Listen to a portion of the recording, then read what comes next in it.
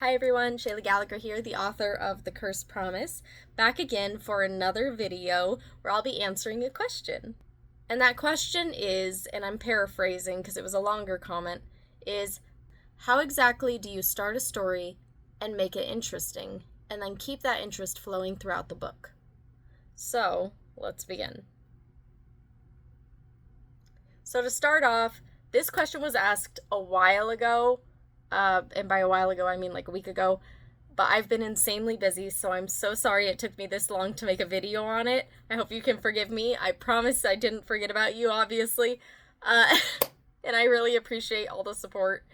I've just been insanely busy. I've got like 4 hours of sleep right now, but yeah, so let's get into it. Let's start.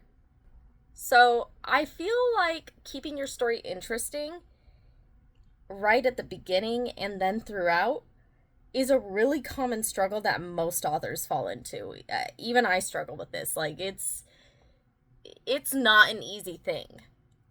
So I wouldn't stress yourself too much about it because everyone struggles with it. Like don't beat yourself up or anything like that. All right. Now, starting your story. Let's start right there at the start. I think a big trap a lot of people fall into is the exposition trap.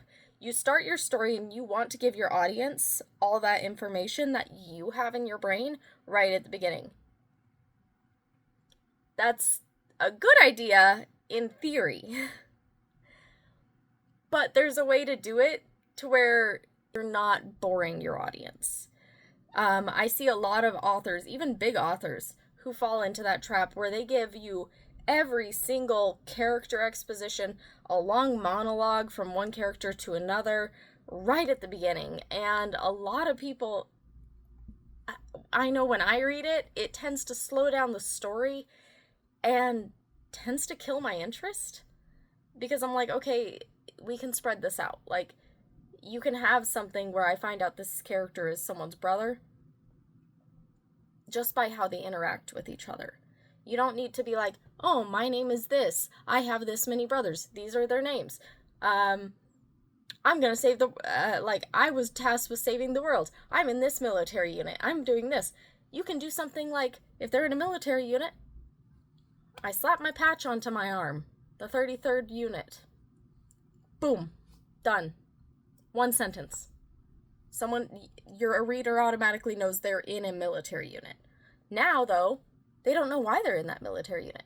Ooh, that draws interest. You know, it's like, okay, what? They're in the military for what? And then they walk outside and people are talking. Oh, the aliens came today. Aliens? What do you mean the aliens? You know, and so you're drawing that interest without just slapping a bunch of exposition on of, oh, the aliens hit us and then we were all forced to join the 33rd Brigade, and you know, you don't have to do all that. You can give that exposition without just throwing it in your audience's face. Like, your audience is smart. Trust them to pick up on those cues. Or clues, rather. I also really try and start my book off by dropping you right into a scene. Because if you think about it, your characters, you're not usually writing from the time they're born. So in a way, they've been living their lives up until you're telling their stories. So I just tend to drop them into a scene. Whether it's them running down a street, or Nadine looking out at the ocean, and then having her brother catch her being somewhere where she shouldn't be. You know, it puts you in right in a moment, and that tends to draw more interest than like trying to tell a story right at the beginning.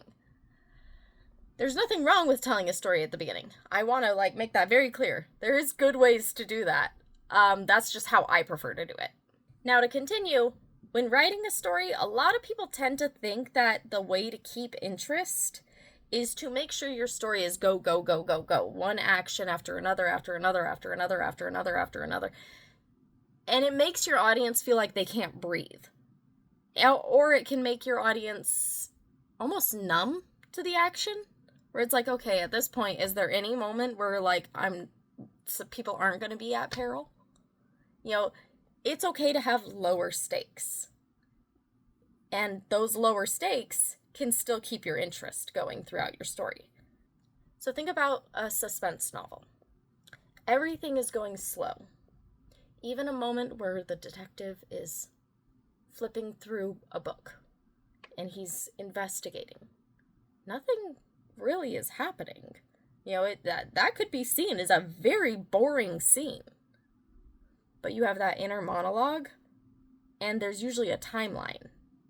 And that suspense and that worry of what's going to happen next, like, it's not a huge action scene or anything like that, but it's keeping your interest. And that's something to take into account.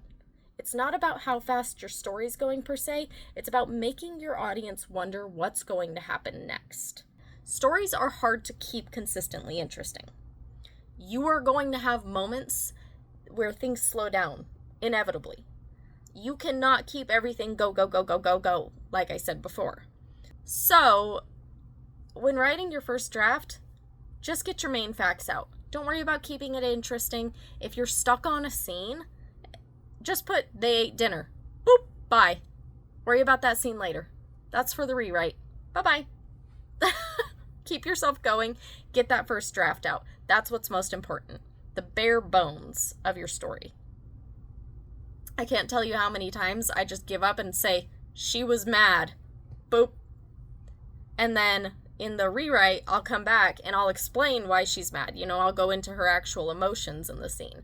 Or it's, she ran away. And then I can go into that later. Sometimes those shorter sentences do work for the scene, but sometimes I really want to get into the emotion of the scene. So write that first draft, and then rewrite it. Your second draft, rewrite it. Rewrite your entire first draft from the beginning to the end. And during said rewrite, as you're reading through it, because you're going to have to read through it while you rewrite, mark the moments you felt were boring. As you're reading through it, and trust me, you'll find these scenes, you're going to be reading through it and you're going to go, ooh, that's boring. Like, I'm bored. Like, nothing has happened recently. And again, you don't need big scenes. You don't need anything insane. You can have a character moment. You can have moments where you show who your character is, their dedications, the things they love. You can have a bonding moment between characters, some comedy to break up the scenes, or add in some stakes. And the stakes can be tiny. It could be something as small as them trying not to get caught stealing an extra roll at dinner. There are moments in my book where she's just trying to take a moment to get away from people. And so it's very low stakes, but it means she has to sneak past guards. Nothing bad's going to happen if she gets caught by the guards. She'll just get sent back to her room, but she doesn't want that. And again, that keeps the interest, though, is like, it's very low stakes, but it still keeps that interest going. It makes you care more about the characters.